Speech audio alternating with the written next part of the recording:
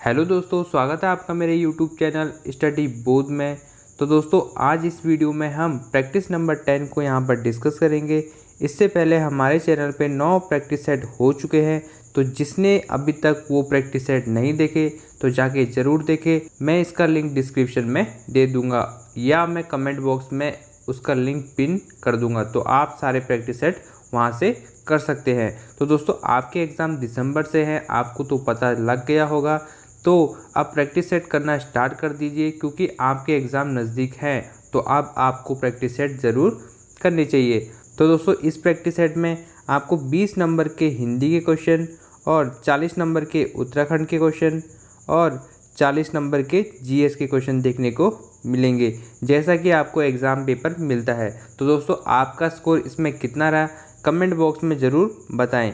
और दोस्तों, हमारे चैनल पे जीएस के टॉपिक वाइज एमसीक्यू की सीरीज़ शुरू की गई है, तो उसे भी जाके ज्वाइन जरूर करें। उसमें आपके टॉपिक वाइज महत्वपूर्ण एमसीक्यू को करेंगे, जो कि आपके आगामी एग्ज़ाम में आ सकते हैं और जो कई बार प्रश्न एग्ज़ाम में बन चुके हैं, क्योंकि उत्तराखंड और हिंदी तो सबने ही अच्छे से पढ़ ली है, परंतु जीएस का सिलेबस बहुत ज़्यादा है, इसलिए सबको उसमें प्रॉब्लम होती है। तो इसलिए एमसीक्यू के थ्रू पूरा सिलेबस को कंप्लीट करेंगे आपके कांस्टेबल एग्ज़ाम तक, तो उससे भी ज़रूर जुड़िए। प्ले लिस्ट में जाके आप देख सकते हैं जीएस एमसीक्यू टॉपिक वाइज। और दोस्तों, इस प्रैक्टिस सेट का अगर आपको पीडीएफ चाहिए तो हमारे टेलीग्राम ग्रुप से भी जुड़ जाए, जिसका लिंक मैंने डिस्क्रिप्शन और कमेंट बॉक्स में पिन किया है।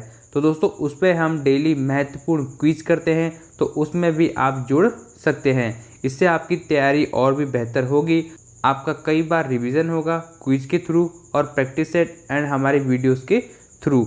और नए मेंबर चैनल को सब्सक्राइब जरूर कर ले, आपके पुलिस कांस्टेबल तक महत्वपूर्ण वीडियो आएंगी, तो चैनल को सब्सक्राइब जरूर करें। चलते हैं पहले क्वेश्चन की तरफ। तो दोस्तों, प्रैक्टिस नंबर 10 का पहला क्वेश्चन है, फूलदेई का त्यौहार मनाया जाता है। तो दोस्तों, जो फूलदेई का त्यौहार होता है यह चैत्र माह में मनाया जाता है, तो इसका हो जाएगा ऑप्शन ए, बिल्कुल सही है। दोस्तों, 100 क्वेश्चन है, तो इसलिए क्वेश्चन और आंसर डायरेक्ट करेंगे ताकि वीडियो लंबी ना हो, और जहां पर महत्वपूर्ण फैक्ट होंगे वो भी मैं आपको बताऊंगा।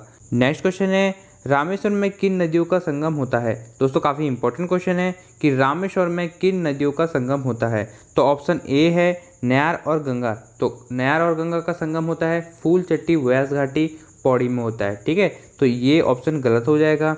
जो ऑप्शन बी है सरयू और गोमती, तो सरयू और गोमती नदी का संगम होता है बागेश्वर में, ये फैक्ट भी आपको ध्यान में रखना है, तो ये ऑप्शन भी यहाँ पर गलत है।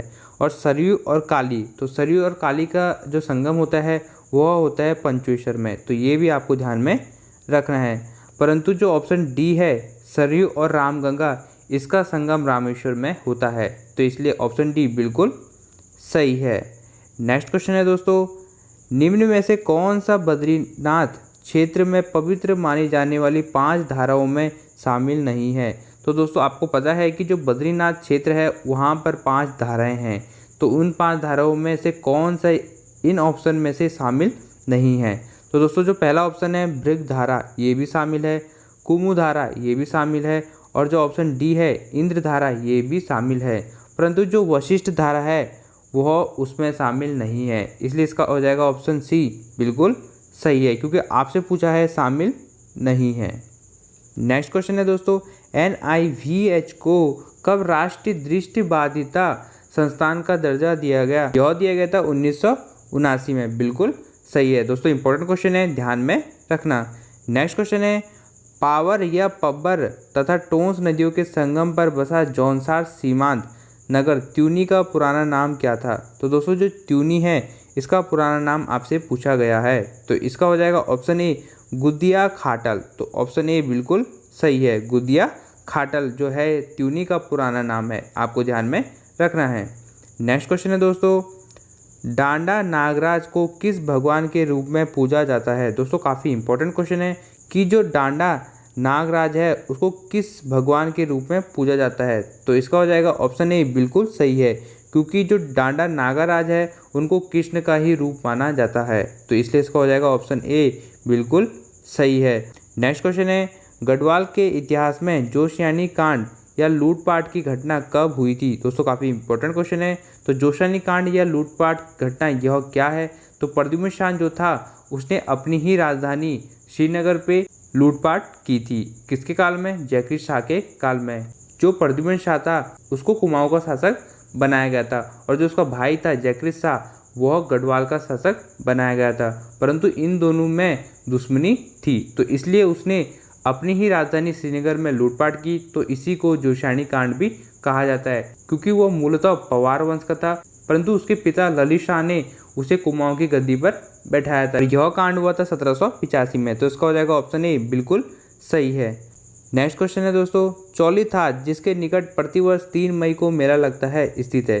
तो दोस्तों जो चौलीथात है आपसे पूछा गया है यह कहाँ पर है? तो यह है देहरादून में। तो इसका हो जाएगा ऑप्शन डी बिल्कुल सही है। नेक्स्ट क्वेश्चन है, कौन सी यात्रा उत्तराखंड में 5वां धाम यात्रा के नाम से जानी जाती है? दोस्तों काफ़ी इंपॉर्टेंट क्वेश्चन है, स्टार लगा लो, एग्जाम में आ सकता है। तो उत्तराखंड में 5वां धाम यात्रा आपसे क्या पूछा गया है? उत्तराखंड में 5वां धाम यात्रा तो वह कहा जाता है रुद्रा देवी यात्रा को। दोस्तों इसे खतलिंग रुद्रा देवी यात्रा भी कहते हैं। और ये कहाँ पर होती है? यह होती है टिहरी से, आपको ये ध्यान में रखना है। और कब से होती है?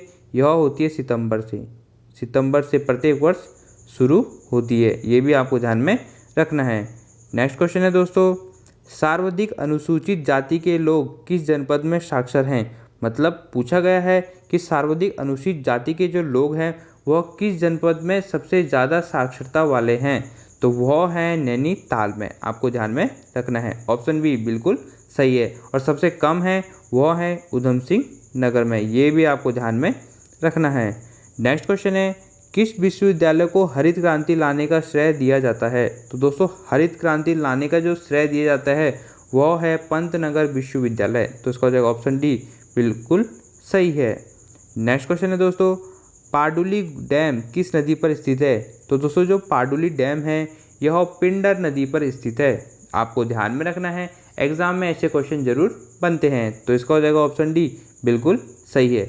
नेक्स्ट क्वेश्चन है दोस्तों, किस बद्री को प्रथम बद्री कहा जाता है? दोस्तों काफ़ी इंपॉर्टेंट क्वेश्चन है कि किस बद्री को प्रथम बद्री कहा जाता है। तो आपको ध्यान में होना चाहिए कि पंच बद्री हैं, तो उसमें से किसको प्रथम बद्री कहा जाता है? तो वह कहा जाता है वृद्ध बद्री को। तो इसका हो जाएगा ऑप्शन डी बिल्कुल सही है। और एक पॉइंट ये भी ध्यान में रखना है कि इसके कपाट जो हैं वर्ष भर खुले रहते हैं। नेक्स्ट क्वेश्चन है दोस्तों, उत्तराखंड पुनर्गठन विधेयक पर राष्ट्रपति ने कब हस्ताक्षर किए? दोस्तों काफ़ी इंपॉर्टेंट क्वेश्चन है कि जो उत्तर प्रदेश पुनर्गठन विधेयक आया था जिससे ही उत्तराखंड राज्य का निर्माण हुआ था, उस पर राष्ट्रपति ने कब हस्ताक्षर किए थे? तो यह किए थे 28 अगस्त 2000 को। तो ऑप्शन सी बिल्कुल सही है। और दोस्तों आपको ये भी ध्यान में रखना है कि 1 अगस्त 2000 को यह लोकसभा में पास हो गया था और 10 अगस्त 2000 को ये राज्यसभा में पास हो गया था और 28 अगस्त 2000 को राष्ट्रपति ने इसमें हस्ताक्षर किए थे। और किसने किए थे? KR नारायण। तो ये ध्यान में आपको रखना है, उसमें राष्ट्रपति कौन थे? KR नारायण थे।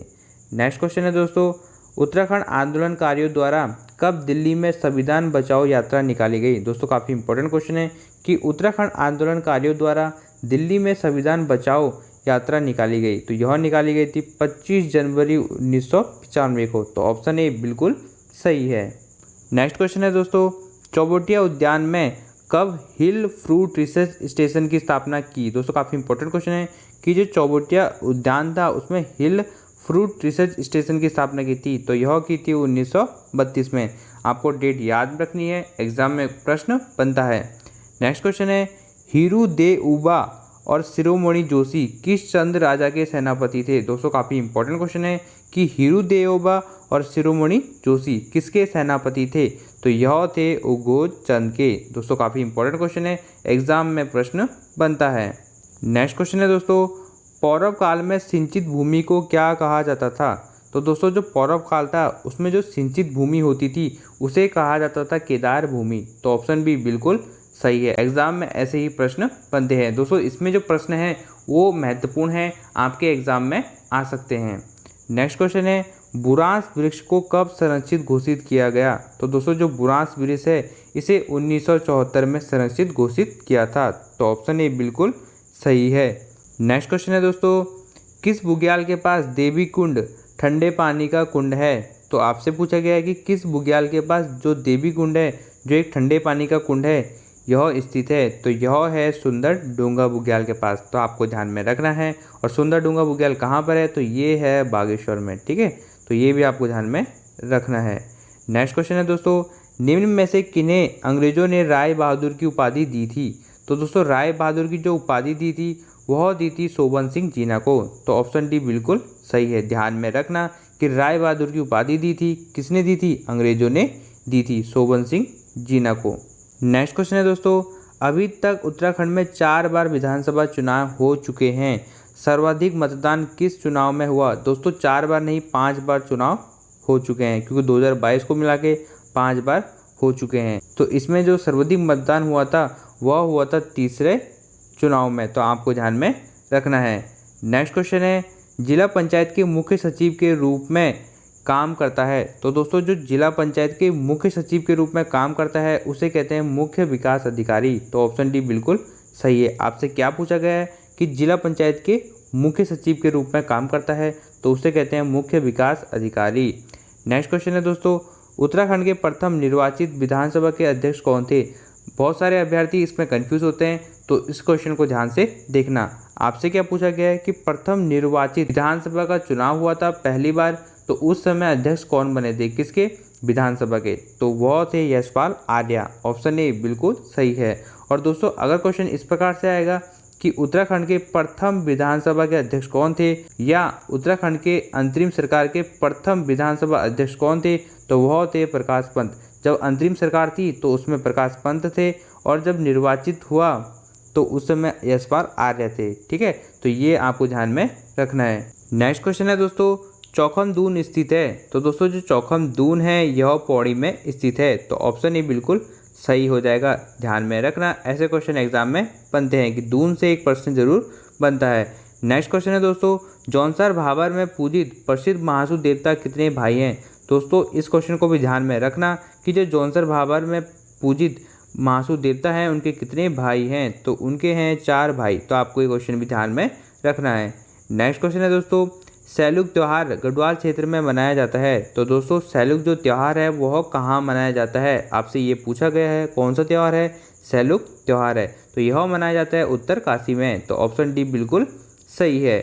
नेक्स्ट क्वेश्चन है दोस्तों, दुगड्डा को किसने अपने खेतों में बसाया था। दोस्तों इंपॉर्टेंट क्वेश्चन है, कई बार एग्जाम में बन चुका है, तो इसको स्टार लगा लेना, एग्जाम में आता है। तो यह बसाया था धनीराम मिश्र ने। तो ऑप्शन ए बिल्कुल सही है। नेक्स्ट क्वेश्चन है दोस्तों, सोमेश्वर किस नदी के तट पर स्थित है। तो दोस्तों काफ़ी इंपॉर्टेंट क्वेश्चन है कि जो सोमेश्वर है वह किस नदी के तट पर स्थित है। तो यह है कोसी और साई नदी के संगम पर। तो ये आपको ध्यान में रखना है, ऑप्शन डी। तो किसके संगम पर है, कोसी और साई नदी के संगम पर। ठीक है, आपको ये ध्यान में रखना है। नेक्स्ट क्वेश्चन है, गोविशान टीला कहाँ स्थित है। दोस्तों बेसिक से क्वेश्चन है, तो इसका आ जाएगा ऑप्शन बी बिल्कुल सही, काशीपुर में स्थित है।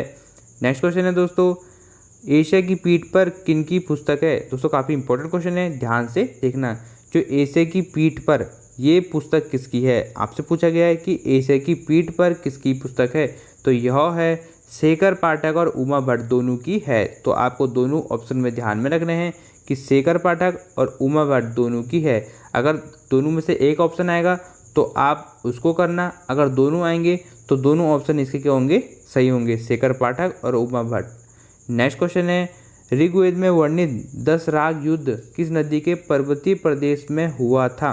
दोस्तों आपसे क्या पूछा गया है कि ऋग्वेद में जो वर्णित है 10 राग युद्ध किस नदी के पर्वतीय प्रदेश में हुआ था।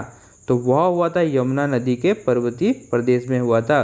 वैसे तो यह रावी नदी के किनारे हुआ था, पर आपसे यहाँ पूछा गया है कि किस नदी के पर्वतीय प्रदेश में हुआ था। तो वह हुआ था यमुना नदी के।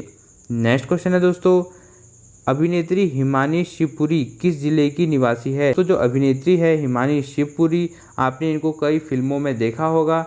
तो ये किस जिले की निवासी हैं। तो यह है देहरादून की।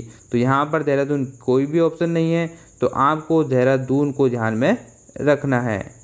देहरादून में इनका जन्म हुआ था, तो वहीं की यह निवासी हैं। नेक्स्ट क्वेश्चन है दोस्तों, पवनदीप राजन का संबंध किस जनपद से है। दोस्तों ये क्वेश्चन तो आपको पता होगा कि जो पवनदीप राजन है इनका संबंध है चंपावत से। तो ऑप्शन बी बिल्कुल सही है। और यह किस क्षेत्र से संबंधित है, तो यह है गायक हैं, तो आपको ये भी ध्यान में रखना है। नेक्स्ट क्वेश्चन है दोस्तों, रौतुड़ा किस जनजाति का आवास है, तो दोस्तों जो रौतुड़ा है यह राजी जनजाति का आवास है, तो इसका हो जाएगा ऑप्शन ए बिल्कुल सही है। ये अपने आवास को रौतुड़ा कहते हैं। नेक्स्ट क्वेश्चन है, सितार प्रिया किसके चित्रकार का चित्र है, तो दोस्तों जो सितार प्रिया है यह एक चित्र है, तो किसने इस चित्र को बनाया था, आपसे ये पूछा गया है, तो यह बनाया था मौला राम ने, ऑप्शन डी बिल्कुल सही है। नेक्स्ट क्वेश्चन है दोस्तों, ध्यान केंद्र किसका उपनाम है, दोस्तों काफ़ी इंपॉर्टेंट क्वेश्चन है, इस क्वेश्चन को ध्यान से देखना। जो ध्यान केंद्र है वह कहा जाता है तपोवन को, तो तपोवन में एक ध्यान केंद्र बना है इसलिए इसको ध्यान केंद्र कहा जाता है। नेक्स्ट क्वेश्चन है दोस्तों, राज्य में किस वृक्ष से सर्वाधिक वृक्ष निधि अर्जित होती है, तो दोस्तों जो चीड़ का पेड़ है सबसे ज़्यादा जो उत्तराखंड में पाया जाता है वह है चीड़ का पेड़, तो इससे ही सर्वाधिक निधि अर्जित होती है। नेक्स्ट क्वेश्चन है दोस्तों, उत्तराखंड को कब नैनीताल गजेटियर में हिल स्टेट नाम दिया गया, दोस्तों काफ़ी इंपॉर्टेंट क्वेश्चन है कि उत्तराखंड को कब नैनीताल जो गजेटियर है उसमें हिल स्टेट का नाम दिया गया, तो वह दिया गया था 1904 में, तो इसका हो जाएगा ऑप्शन सी बिल्कुल सही है। दोस्तों यहाँ से आपकी हिंदी स्टार्ट हो गई है, तो उसको ध्यान से देखना। नेक्स्ट क्वेश्चन है, गए थे रोज़ा छुड़ाने नमाज गले पड़ी का अर्थ, दोस्तों इसका हो जाएगा ऑप्शन सी बिल्कुल सही है कि उपकार करने के बदले स्वयं को दुख भोगना पड़ा, मतलब उपकार करने गए थे और स्वयं को ही दुख भोगना पड़ा, तो आपको ये ध्यान में रखना है। नेक्स्ट क्वेश्चन है, निम्न में से वाक्य के शुद्ध रूप का चयन कीजिए, दोस्तों इसमें से बताना है कि कौन सा वाक्य शुद्ध है। पिछले सोमवार को स्कूल बंद रहेगा, तो दोस्तों आपको दिख रहा होगा कि यह वाक्य अशुद्ध है। नेक्स्ट है, पिछले सोमवार को स्कूल बंद है, तो दोस्तों पिछले सोमवार बोला है और यहाँ पर बोला है, तो ये भी गलत है। पिछले सोमवार को स्कूल बंद था, दोस्तों ये जो है बिल्कुल सही है कि पिछले सोमवार को स्कूल बंद था, क्योंकि यहाँ पर भूतकाल का बोध हो रहा है तो इसलिए यहाँ पर था आएगा। नेक्स्ट क्वेश्चन है दोस्तों, फेंक कर चलाया जाने वाला हथियार, दोस्तों काफ़ी इंपॉर्टेंट क्वेश्चन है, आपको ये आसान लग रहा होगा पर इसमें बहुत सारे बच्चे कंफ्यूज होते हैं। तो आपसे पूछा गया है कि फेंक कर चलाए जाने वाला हथियार को क्या कहते हैं, जिसको हम फेंक कर चलाते हैं, तो दोस्तों जो पहला ऑप्शन है भाला, भाला तो एक हथियार है, ठीक है, तो ये गलत है, ये नहीं होगा। डी है गुलेल, तो दोस्तों गुलेल भी क्या है, एक हथियार है। और जो ऑप्शन डी है शस्त्र, शस्त्र क्या होता है दोस्तों, जिसको हम हाथ से चलाते हैं उसे क्या कहते हैं, शस्त्र कहते हैं। परंतु यहाँ पूछा गया है कि फेंक कर चलाया जाने वाला हथियार, तो उसे कहा जाता है अस्त्र। दोस्तों अस्त्र को ही फेंक कर चलाया जाता है, इसलिए इसका आंसर हो जाएगा ऑप्शन बी बिल्कुल सही है। शस्त्र मत करना, शस्त्र का अर्थ होता है जिसे हाथ से पकड़कर चलाया जाता है, तो उसे कहते हैं शस्त्र। जैसे धनुष होता है तो उसमें हम तीर चलाते हैं, तो वह हमारे शस्त्र हैं। पर पूछा क्या गया है कि फेंक कर चलाया जाने वाला, जिसको हम फेंक कर चलाए जाते हैं, तो उसे कहते हैं अस्त्र, तो ऑप्शन बी बिल्कुल सही है। नेक्स्ट क्वेश्चन है, शौ ध्वनि का उच्चारण स्थान है, तो दोस्तों जो शौ है यह तालवे से होती है, मतलब तालु से इसका उच्चारण स्थान होता है, तो ऑप्शन बी बिल्कुल सही है। नेक्स्ट क्वेश्चन है दोस्तों, ब्रह्मा का विलोम शब्द है, दोस्तों काफ़ी इंपॉर्टेंट क्वेश्चन है, बहुत सारे अभ्यर्थी इसमें कंफ्यूज होते हैं। दोस्तों हमारे चैनल पे 60 महत्वपूर्ण विलोम शब्द बताए गए हैं जो एग्जाम में बार बार आ चुके हैं, तो जिनको विलोम शब्द करने हैं तो हमारे चैनल पे जाके प्लेलिस्ट में जाके देख सकते हैं, या मैं उसका लिंक डिस्क्रिप्शन में दे दूंगा। तो ब्रह्मा का विलोम होता है जीव, तो ऑप्शन बी बिल्कुल सही है।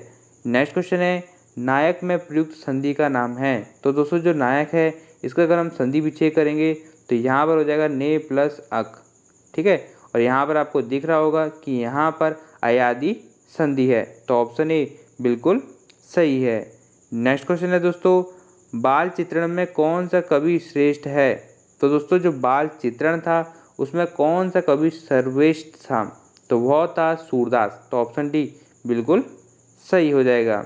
नेक्स्ट क्वेश्चन है दोस्तों, जहाँ बिना कारण के काम होना पाया जाए वहाँ कौन सा अलंकार होता है, दोस्तों आपसे पूछा गया है कि जहाँ बिना कारण के काम हो रहा है तो वहाँ पर कौन सा अलंकार होता है, तो वहाँ होता है विवहाना अलंकार। दोस्तों इंपॉर्टेंट है, मोस्ट इम्पॉर्टेंट है, एग्जाम में ऐसा प्रश्न बनता है, बिल्कुल ध्यान में रखना। आपको डेफिनेशन भी आ सकती है कि जहाँ बिना कारण के काम हो ना पाए वहाँ कौन सा अलंकार होता है, तो वहाँ होता है विवहाना अलंकार होता है।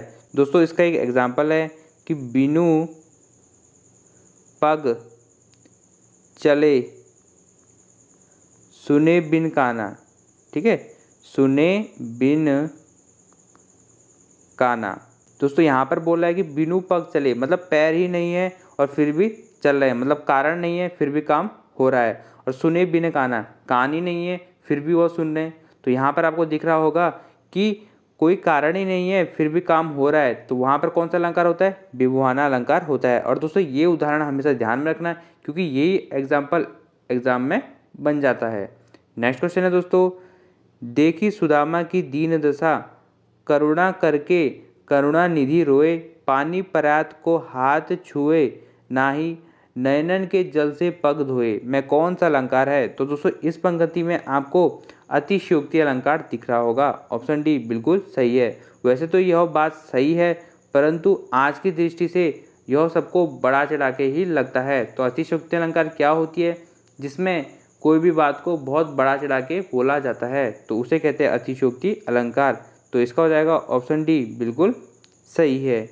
नेक्स्ट क्वेश्चन है दोस्तों, इनमें से कौन सा शब्द भाववाचक संज्ञा से बना विशेषण नहीं है? आपसे क्या पूछा गया है कि भाववाचक जो संज्ञा है उससे बना विशेषण नहीं है।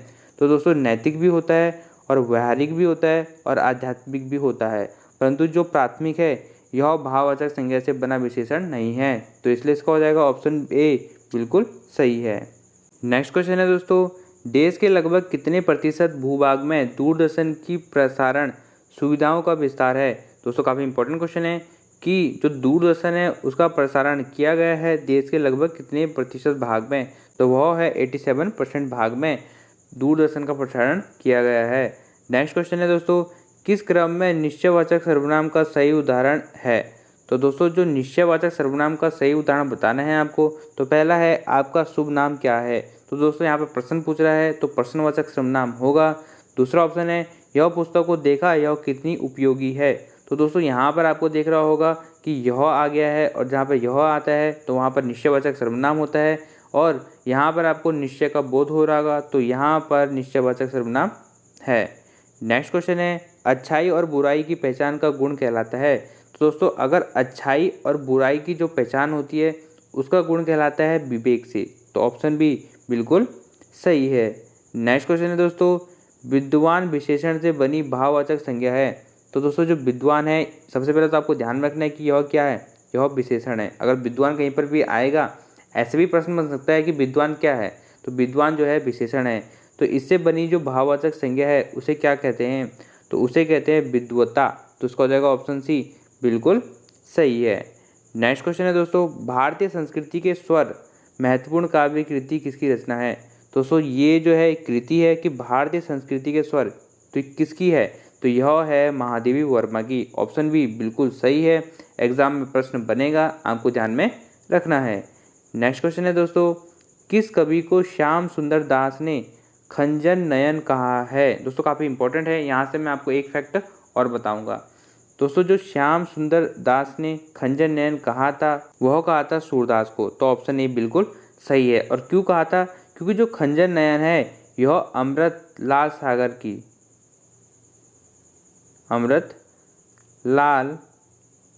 की रचना है। ठीक है, और ये किस पर आधारित है? तो यह जो है सूरदास पे आधारित है, तो इसलिए इन्हें खंजन नयन कहा जाता है। नेक्स्ट क्वेश्चन है दोस्तों, निम्न में से किनके द्वारा जनसत्ता अखबार में साहित्य संपादक का पद संभाला गया?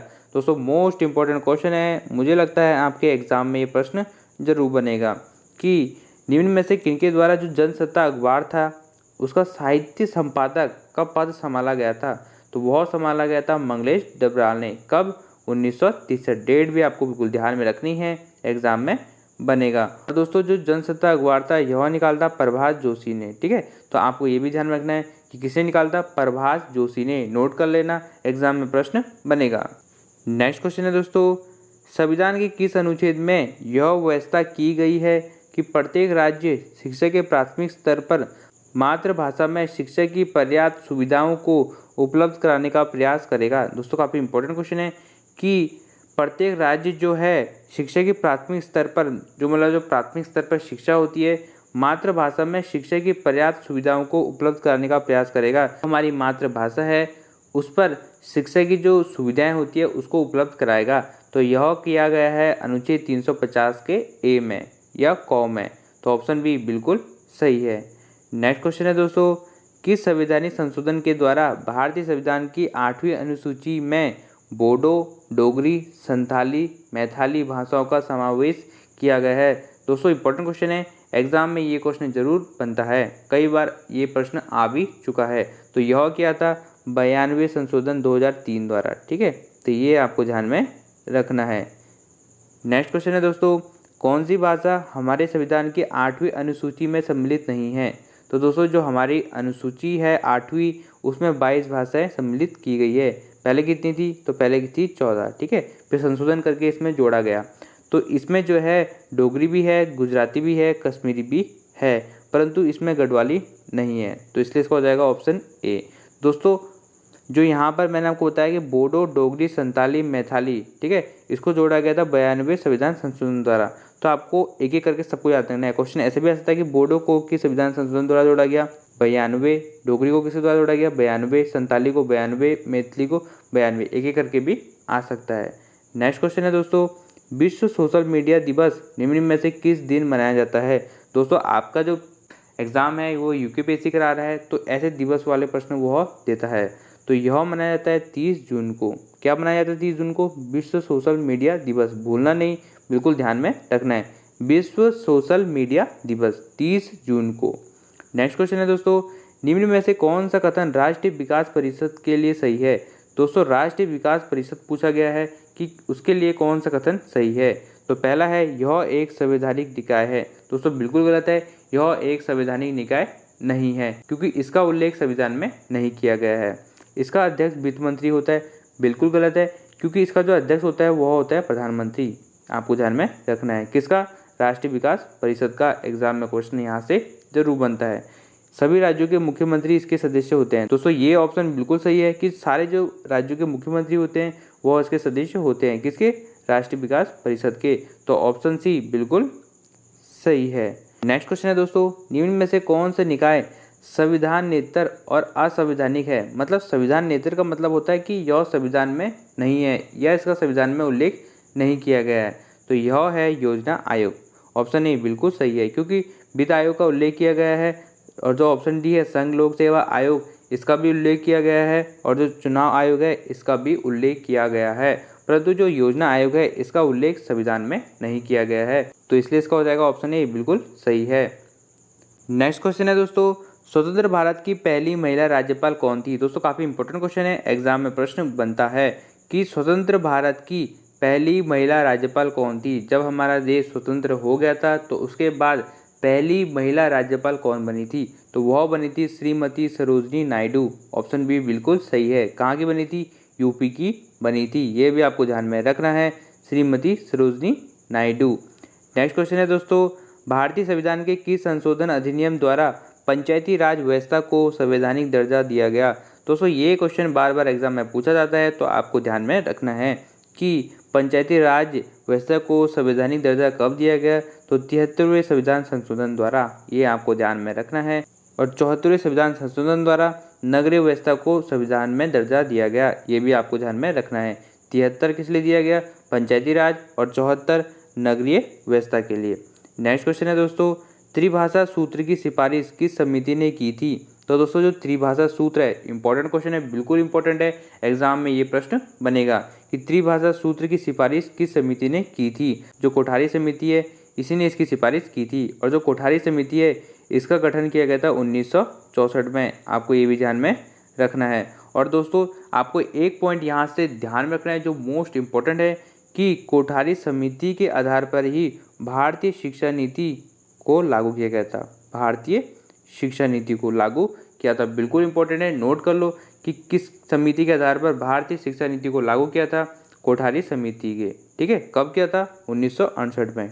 ठीक है, इसका गठन तो हुआ था 1964 में। ठीक है, आपको ये ध्यान में रखना है, 1964 में इसका गठन हुआ था, परंतु इसके आधार पर 1968 में भारतीय शिक्षा नीति को लागू किया था। ये पॉइंट आपको ध्यान में रखना है। राज्य के अधीन क्या है? तो दोस्तों राज्य के जो अधीन है आंतरिक संप्रभुता, बिल्कुल गलत है। केवल बाह्य संप्रभुता, बिल्कुल गलत है। ना बाह्य ना आंतरिक, ये भी गलत है। आंतरिक एवं बाह्य दोनों संप्रभुता बिल्कुल सही है, ऑप्शन डी बिल्कुल सही है। क्या पूछा गया है, राज्य के अधीन क्या है। नेक्स्ट क्वेश्चन है दोस्तों, डेमोक्रेसी शब्द किस भाषा से लिया गया है। दोस्तों काफ़ी इंपॉर्टेंट क्वेश्चन है कि जो डेमोक्रेसी शब्द है किस भाषा से लिया गया है, तो यह लिया गया है ग्रीक से। ऑप्शन सी बिल्कुल सही है, ध्यान में रखना है, क्योंकि जो डेमोक्रेसी है यह बना है डेमोस, किससे बना है, डेमोस प्लस क्रेटिया। ठीक है, ये भी आपसे कभी पूछा जा सकता है कि जो क्रेसी है वो किससे बना है, डेमोस और क्रेटिया से बना है, और किस भाषा से लिया गया है, ग्रीक से। ठीक है, नेक्स्ट क्वेश्चन है, ऑस्ट्रेलिया की सबसे महत्वपूर्ण खाद्य फसल क्या है। क्या पूछा गया है, ऑस्ट्रेलिया की सबसे महत्वपूर्ण खाद्य फसल, वह है गेहूं, तो ऑप्शन डी बिल्कुल सही है। नेक्स्ट क्वेश्चन है दोस्तों, निम्नलिखित में से कौन सा देश चाय का निर्यातक नहीं है। निर्यातक मतलब क्या होता है, जो अपने देश से कोई सामान बाहर नहीं भेजता है, मतलब चाय जो है वह अपने देश से बाहर नहीं भेजता, तो वह है यूनाइटेड किंगडम, तो ऑप्शन डी बिल्कुल सही है। नेक्स्ट क्वेश्चन है दोस्तों, बैंकिंग के संदर्भ में एटीएम का क्या अर्थ है। तो एटीएम का फुल फॉर्म पूछा गया है आपसे। ठीक है, जो एटीएम होती है जिससे हम पैसे निकालते हैं उसका फुल फॉर्म क्या है, तो उसका फुल फॉर्म है automated teller machine, option A बिल्कुल सही है। नेक्स्ट क्वेश्चन है दोस्तों, कृषि उत्पादों की कोटि किस प्रकार निर्धारित की जाती है।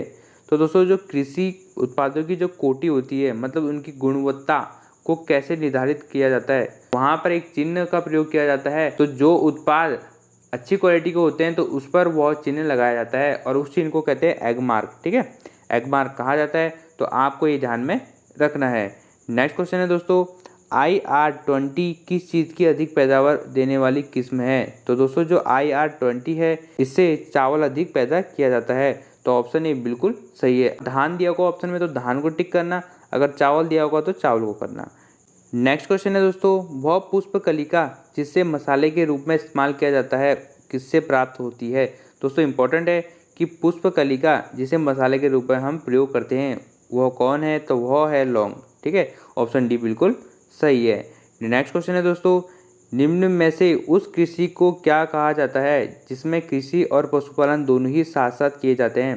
तो दोस्तों आपको ध्यान में रखना है कि जिसमें हम कृषि भी कर रहे हैं और पशुपालन भी कर रहे हैं। ठीक है, कृषि भी हो रही है, पशुपालन भी हो रही है, दोनों एक साथ हो रहा है, तो उसे क्या कहा जाता है, तो उसे कहा जाता है मिश्रित कृषि। आपको ध्यान में रखना है, मिश्रित मतलब मिक्स, तो कृषि भी की जा रही है और पशुपालन भी किया जा रहा है, तो उसे कहते हैं मिश्रित कृषि।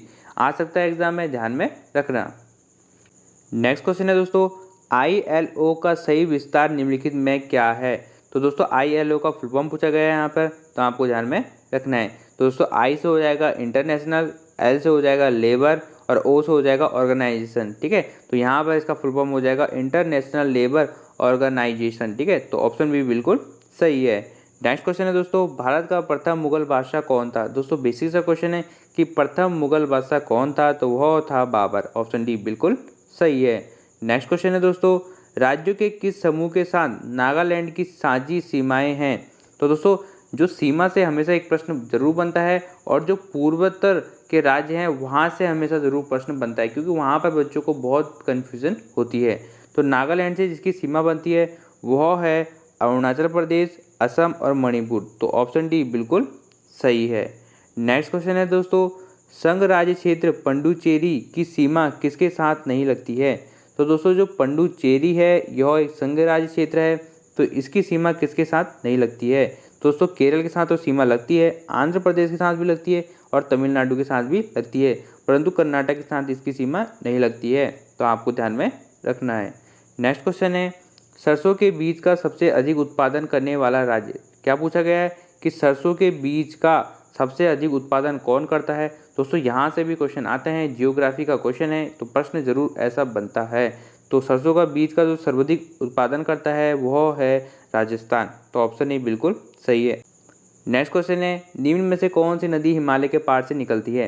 तो यहाँ पर जैसे हिमालय है तो इसके पार से जो नदी निकलती है तो वह है सिंध नदी, ऑप्शन बी बिल्कुल सही है। क्योंकि जो सिंध नदी है वो कहाँ से निकलती है, तिब्बत से निकलती है, तिब्बत के मानसरोवर झील से यह निकलती है, फिर ये भारत में प्रवेश करती है, भारत से बाहर होते हुए पाकिस्तान में चली जाती है। दोस्तों सिंध नदी का मैंने पूरा नदी तंत्र बताया है अच्छे से, यहाँ से एक प्रश्न एग्जाम में जरूर बनेगा, तो वीडियो जरूर देख लेना, उसका लिंक भी मैं डिस्क्रिप्शन में दे दूंगा। नेक्स्ट क्वेश्चन है, निम्नलिखित में से किसने प्रथम बार बौद्ध भिक्षुओं को प्रशासनिक एवं वित्तीय मुक्ति प्रदान की। दोस्तों इंपॉर्टेंट है कि किसने प्रथम बार बौद्ध जो भिक्षु थे उनको प्रशासनिक एवं वित्तीय मुक्ति प्रदान की, तो वह थे मौर्य सम्राट अशोक। तो ऑप्शन डी बिल्कुल सही है। नेक्स्ट क्वेश्चन है दोस्तों, सिंधु घाटी सभ्यता के किस स्थल से अग्नि वेदिकाएं प्राप्त हुई हैं। तो दोस्तों अग्नि वेदिकाएं जो प्राप्त हुई हैं वह हुई हैं कालीबंगन से। तो इसका हो जाएगा ऑप्शन सी बिल्कुल सही है। और ये कहाँ पर है, यह है आपका राजस्थान में। ठीक है, ये भी ध्यान में रखना। नेक्स्ट क्वेश्चन है, पृथ्वीराज चौहान के विरुद्ध लड़ने के लिए किस राजपूत शासक ने मोहम्मद गौरी को आमंत्रित किया। दोस्तों काफ़ी इंपॉर्टेंट है, जो पृथ्वीराज चौहान जी थे उनके विरुद्ध। नेक्स्ट क्वेश्चन है दोस्तों, किस राजपूत शासक ने एलोवेरा के पर्वतों को काटकर प्रसिद्ध कैलाश मंदिर का निर्माण कराया। दोस्तों काफ़ी इंपॉर्टेंट क्वेश्चन है कि एलोवेरा के पर्वतों को काटकर कैलाश मंदिर का निर्माण कराया, तो किसने कराया था, तो यह कराया था कृष्ण प्रथम ने। दोस्तों बार बार एग्जाम में प्रश्न बनता है, तो आपको ध्यान में रखना। और ये कहाँ पर है, ठीक है, जो कैलाश मंदिर है ये कहाँ पर है, जो एलोवेरा के पर्वतों को काटकर बनाया गया था, यह है औरंगाबाद। कहाँ पर है, औरंगाबाद। ठीक है, यह एक जिला है, किसका जिला है, यह एक महाराष्ट्र का जिला है। ठीक है, महाराष्ट्र राज्य का जिला है। नेक्स्ट क्वेश्चन है दोस्तों, आंध्र प्रदेश का क्लासिक नृत्य है। दोस्तों क्लासिक नृत्य से भी एक क्वेश्चन आता है, तो आपको ध्यान में रखना है। तो यह है कुचिपुड़ी। तो कुचिपुड़ी जो है वह आंध्र प्रदेश का क्लासिक नृत्य है। नेक्स्ट क्वेश्चन है दोस्तों, निम्न में से कौन सा युग्म सही नहीं है। तो आपको बताना है कि कौन सा युग्म सही नहीं है। भीमसेन जोशी गायन, तो दोस्तों बिल्कुल सही है, यह गायक हैं। शंभू महाराज कथक, तो दोस्तों यह कथक एक नृतक हैं, बिल्कुल सही है। उत्पल दत्त फिल्म, तो यह फिल्म मेकर हैं, तो ये भी बिल्कुल सही है। परंतु जो अमीर खुसरो सरोद बिल्कुल गलत है, क्योंकि जो अमीर खुसरो था वह एक इतिहासकार था, आपको ये ध्यान में रखना है। नेक्स्ट क्वेश्चन है, नौटंकी किस राज्य का लोक नृत्य है। तो दोस्तों जो नौटंकी है यह उत्तर प्रदेश का लोक नृत्य है, तो ऑप्शन सी बिल्कुल सही है। नेक्स्ट क्वेश्चन है दोस्तों, दिल्ली चलो नारा किसने दिया था। दोस्तों काफ़ी इंपॉर्टेंट क्वेश्चन है कि दिल्ली चलो का नारा किसने दिया था, तो यह दिया था सुभाष चंद्र बोस ने। तो इसका हो जाएगा ऑप्शन बी बिल्कुल सही है। नेक्स्ट क्वेश्चन है, होम रूल लीग की स्थापना की थी। तो दोस्तों जो होम रूल लीग थी इसकी स्थापना की थी बाल गंगाधर तिलक ने। तो ऑप्शन ए बिल्कुल सही है। कब की थी, डेट भी याद रखना, 1916 में प्रश्न बनता है। नेक्स्ट क्वेश्चन है दोस्तों, पंजाब में कुका विद्रोह से कौन जुड़े थे। तो दोस्तों जो पंजाब में कुका विद्रोह हुआ था इससे जुड़े थे बाबा राम सिंह। तो दोस्तों ऑप्शन बी बिल्कुल सही है, इन्होंने इसका नेतृत्व किया था। नेक्स्ट क्वेश्चन है दोस्तों, 27 दिसंबर 1911 को पहली बार जनगण मन कहाँ पर गाया गया था। तो दोस्तों जो पहली बार जनगण मन गाया गया था वह गाया था कलकत्ता में। ठीक है, ऑप्शन ए बिल्कुल सही है। नेक्स्ट क्वेश्चन है दोस्तों, भारत को स्वतंत्रता देने का ब्रिटिश विचार किस कारण बदल गया। तो दोस्तों भारत को स्वतंत्रता देने का जो ब्रिटिश विचार था वो कारण बदल गया, आपको यह बताना है। तो पहला है ब्रिटेन की सरकार के बदलने के कारण। तो दोस्तों उस समय ब्रिटेन की सरकार बदली थी, तो ये ऑप्शन भी बिल्कुल सही है। नेक्स्ट है भारत में राष्ट्रीयता के बढ़ते हुए ज्वार के कारण। तो भारत में जो थी राष्ट्रीयता का ज्वार बढ़ रहा था, ये भी ऑप्शन बिल्कुल सही है। जो ऑप्शन थर्ड है द्वितीय विश्व युद्ध के प्रभाव के कारण, उस समय ही द्वितीय विश्व युद्ध हुआ था, तो ये ऑप्शन भी बिल्कुल सही है। तो यहाँ पर आपको दिख रहा होगा ऑप्शन भी बिल्कुल सही है, फर्स्ट भी ठीक है, सेकंड भी और थर्ड भी ठीक है। नेक्स्ट क्वेश्चन है दोस्तों, टीपू सुल्तान ने अंग्रेजों के साथ युद्ध करते हुए कब वीरगति प्राप्त की। तो दोस्तों काफ़ी इंपॉर्टेंट क्वेश्चन है कि जो टीपू सुल्तान है उनकी मृत्यु कब हुई थी, कब वह वीरगति को प्राप्त हुए थे। तो वह हुए थे 1799 ईस्वी में। कौन से युद्ध में, तो श्रीरंगपट्टनम। ठीक है, तो श्रीरंगपट्टनम पे उनकी मृत्यु हुई थी, ये पड़ता है कर्नाटक में, ये भी आपको ध्यान में रखना है। नेक्स्ट क्वेश्चन है दोस्तों, किसी निश्चित कूट भाषा में ACE = 9 और AGE = 13 है, तो FACE फेस का मान क्या होगा। तो दोस्तों यहाँ से रीजनिंग के प्रश्न शुरू हो गए हैं, आपको इन्हें ध्यान से देखना है, आपको बहुत इजी तरीके से समझाऊंगा। तो दोस्तों आपको पहले दे रखा है कि ACE = 9।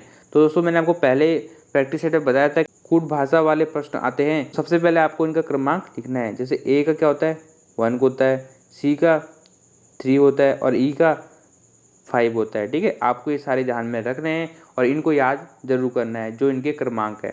ठीक है, तो पहला दिख रहा होगा A और यहाँ पर दिख रहा होगा 3 और यहाँ पर दिख रहा होगा 5। तो अगर हम इनको ऐड करेंगे 5 3 8 और 1 9, तो यहाँ पर क्या आ रहा है 9, मतलब इनको ऐड करके इतना आ रहा है। ठीक है, तो दूसरा क्या है ए का मतलब होता है 1, जी का होता है 7 और ई का क्या होता है 5। तो अगर इनको ऐड करेंगे तो क्या होगा, तो 7 + 5 कितना होता है 12 और +1 13, तो 13 आ गया यहाँ पर। ठीक है, वैसे ही हमें फेस का निकालना है। तो दोस्तों जो फेस है ऐप क्या होता है, ऐप का मतलब होता है 6। ठीक है, ए का मतलब होता है 1, ऐड करेंगे। सी का मतलब होता है 3, इसे भी ऐड करेंगे। और ई का मतलब होता है 5, इसे भी ऐड करेंगे। तो दोस्तों क्या बन जाएगा, ये बन जाएगा 6 + 1 7 + 3 10 और 5 कितना होगा 15। तो इसका हो जाएगा ऑप्शन डी बिल्कुल सही है। नेक्स्ट क्वेश्चन है दोस्तों, यदि f = 6 और THE = 33 हो तो वुमेन क्या होगा। तो दोस्तों यहाँ पर पहले इसका नंबरिंग कर लेते हैं कि f क्या होता है, f तो 6 ही होता है और जो THE 33 बोला गया है। ठीक है, तो t का कितना होता है, t का होता है 20 इसका क्रमांक, s का कितना होता है 8 और e का कितना होता है 5 होता है। ठीक है, तो इनको ऐड करेंगे कितना हो जाएगा 28 + 5 33 हो जाएगा, मतलब ऐड करके आ रहा है। तो यहाँ पर हम वुमेन को भी कर देंगे। तो W का कितना होता है, तो W का होता है 23। ठीक है, O का कितना होता है, तो O का होता है आपका 15 और जो M का कितना होता है, तो M का होता है आपका 13 और A का कितना होता है, A का हो गया 1, N का हो गया आपका 14। ठीक है, तो इनको ऐड करेंगे तो कितना हो जाएगा, ऐड करने पर आ रहा है 66। तो ऑप्शन बी बिल्कुल सही है। तो अगर आपको रीजनिंग के क्वेश्चन समझ में आए तो ठीक है, अगर कोई डाउट लगता है तो कमेंट बॉक्स में ज़रूर बताएं, मैं उसका रिप्लाई ज़रूर करूँगा। नेक्स्ट क्वेश्चन है दोस्तों, कंप्यूटर के USB पोर्ट से किसे नहीं जोड़ा जा सकता। दोस्तों काफ़ी बेसिक सा क्वेश्चन है कि USB जो पोर्ट होता है उससे किसे नहीं जोड़ा जाता है। जैसे आपका चार्जर एडेप्टर होता है और उसमें एक डेटा केबल होती है। ठीक है, तो डेटा केबल हम एडेप्टर से जोड़ते हैं तो वह USB पोर्ट होता है। ठीक है, तो वैसे ही कंप्यूटर में भी होता है। तो माउस जो होता है वह भी क्या होता है, USB पोर्ट से जुड़ता है। पेन ड्राइव भी जुड़ता है और प्रिंटर भी जुड़ता है, परंतु जो हार्ड डिस्क है, हार्ड डिस्क जो होती है यह USB पोर्ट से नहीं जुड़ती क्योंकि यह कंप्यूटर के अंदर फिक्स होती है। नेक्स्ट क्वेश्चन है, कंप्यूटर के प्रोसेसर की गति को निम्नलिखित में से किसमें मापा जाता है।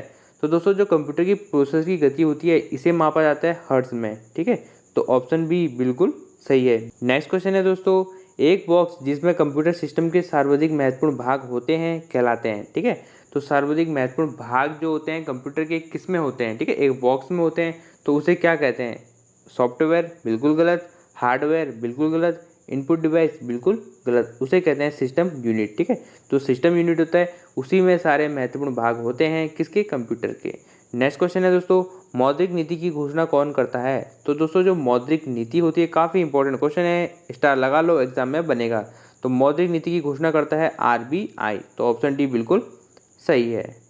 तो ये थे हमारे 100 क्वेश्चन जो हमने इस प्रैक्टिस सेट में डिस्कस करे। अब हमारे 10 प्रैक्टिस सेट हो चुके हैं, तो इसका मतलब 1000 क्वेश्चन को हमने कवर कर लिया है। तो दोस्तों 1000 जो क्वेश्चन है ये काफ़ी इंपॉर्टेंट है, तो सारे प्रैक्टिस सेट को आप स्टार्टिंग से देखना और उनकी PDF आपको टेलीग्राम में मिलेगी क्योंकि यहाँ से काफ़ी प्रश्न आपको एग्जाम में दिखेंगे। दोस्तों हमारे टेलीग्राम ग्रुप से भी जुड़ जाएं और नए मेंबर चैनल को सब्सक्राइब जरूर कर लें और हमारे चैनल पे GS की टॉपिक वाइज MCQ सीरीज चल रही है तो उसको भी जाके ज्वाइन करें। चैनल में प्लेलिस्ट में जाके देख सकते हैं या मैं उसका लिंक डिस्क्रिप्शन में दे दूंगा। प्रैक्टिस सेट को अपने दोस्तों के साथ भी जरूर शेयर करें। मिलते हैं नेक्स्ट वीडियो में, तब तक के लिए दोस्तों नमस्कार।